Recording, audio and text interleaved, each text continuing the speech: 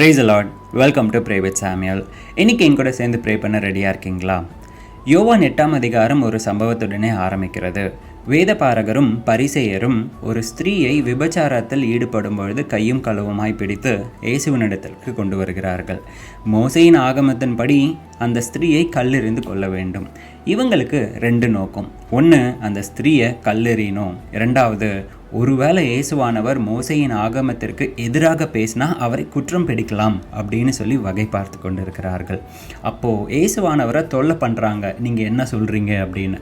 அப்பொழுது இயேசு சொல்கிறார் 7ஆம் வசனத்தில், அவர் நிமிர்ந்து பார்த்து, உங்களில் பாவம் இல்லாதவன் இவள் மேல் முதலாவதாக கல்லெறிய கடவன் அப்படின்னு.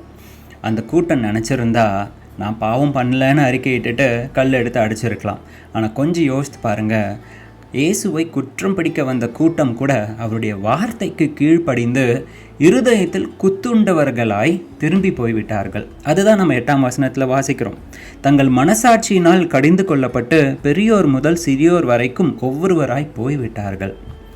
இன்னைக்கு நம்ம வாழ்க்கையில் நாம் இயேசுவுக்கு கீழ்ப்படுகிறோமா? அநேக வசனங்களில் பார்க்குறோம், பிசாசு அவருக்கு கீழ்ப்படியுது, காற்றும் கடலும் அவருடைய வார்த்தைக்கு கீழ்ப்படியுது. அவருடைய செல்ல பிள்ளைகளாக இருக்கிற நாம் அநேக முறை அவருக்கு கீழ்ப்படுகிறது கிடையாது, அவருடைய சித்தத்திற்கு ஒப்பு கொடுக்கறதே கிடையாது. எத்தனை வாட்டி நம்ம மனசுக்குள்ளாக இந்த காரியத்தெல்லாம் முடிவு பண்ணிவிட்டு அதுக்கப்புறமா ஜெபம் பண்ணியிருப்போம். ஜெபம் பண்ணாலும் ஒரு வேளை ஆண்டவர் இந்த காரியம் வேண்டான்னு சொன்னால் அது நம்மளால் ஏற்றுக்கொள்ள முடியல, கீழ்ப்படியவும் முடியல. நாம் நினைக்கிறத தான் செய்கிறோம். அப்படியாக செய்து அநேக பிரச்சனைகளுக்குள்ளாக மாட்டிக்கொண்டு இருக்கிறோம். இன்றைக்கி எத்தனை பேர் இதை உணர்ந்தவர்களாய், ஆமாம் ஆண்டவரே உங்களுடைய சித்தத்தின்படி நான் செய்யாததுனால எத்தனையோ பிரச்சனையில் மாட்டிக்கிட்டேன்னு சொல்ல முடியும்? இந்த வேதபாரகரும் பரிசேயரும் கூட அவர்களுக்கு கீழ்ப்படிவார் என்று சொன்னால், இன்றைக்கி நாமளும் நம்மளுடைய பிதாவாகிய இயேசுவிற்கு கீழ்ப்படிவோம் என்று ஒப்பு கொடுப்போம். ஜெபிக்கலாமா?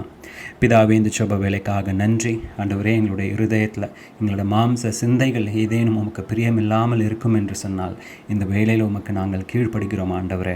உம்முடைய சித்தத்திற்கு ஒப்பு கொடுக்கின்றோம். உமக்கு பிரியமில்லாத எந்த ஒரு காரியமும் எங்களுக்கு வாழ்க்கையில் காணப்பட வேண்டாம் ஆண்டவரே. எங்களை முழுவதுமாக நம்முடைய கருத்தில் ஒப்பு கொடுக்கின்றோம்.